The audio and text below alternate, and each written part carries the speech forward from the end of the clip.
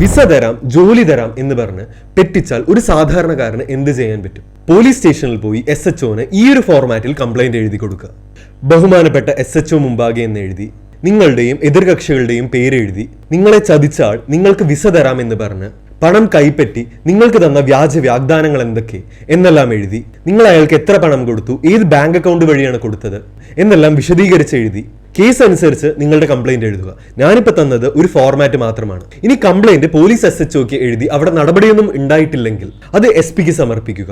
അതിന്റെ എല്ലാം റിസീപ്റ്റ് കൃത്യമായി വാങ്ങുക. ഇതിനുശേഷം പോലീസ് അയാളുടെ ലൊക്കേഷൻ സൈബർ സെല്ല് വഴി ട്രാക്ക് ചെയ്ത് അയാൾ ഇതിനു മുൻപും ആൾക്കാരെ തട്ടിപ്പിൽ പെടുത്തിയിട്ടുണ്ടോ എന്ന് പരിശോധിക്കും. ഇനി പോലീസൊന്നും ഇതിൽ ഒരു നടപടിയും ഉണ്ടായിട്ടില്ലെങ്കിൽ നിങ്ങൾക്ക് കോടതിയിൽ ഇങ്ങനൊരു CMP പെറ്റീഷൻ ഫയൽ ചെയ്യാവുന്നതാണ്. കൃത്യമായി പറഞ്ഞാൽ ജുഡീഷ്യൽ മജിസ്ട്രേറ്റ് ഫസ്റ്റ് ക്ലാസ് കോടതി മുമ്പാകെ. കോടതിയിൽ ഈ പരാതി സമർപ്പിക്കുമ്പോൾ പോലീസ് സ്റ്റേഷനിൽ നിങ്ങൾ വാങ്ങിയ റെസിപ്റ്റ് അറ്റാച്ച്മെന്റ് ആയി വെക്കേണ്ടതുണ്ട്.